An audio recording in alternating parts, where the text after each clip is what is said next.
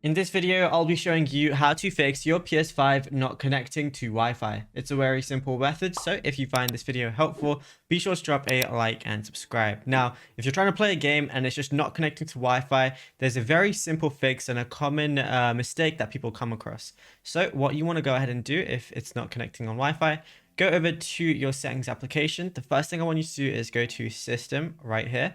Then go to System Software and then System Software Update and Settings.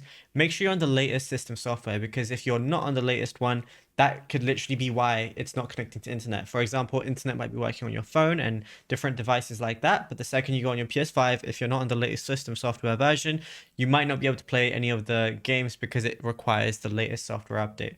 The next thing you can do is go over to Network, and then what you could do is test your internet connection to make sure it's all fine here.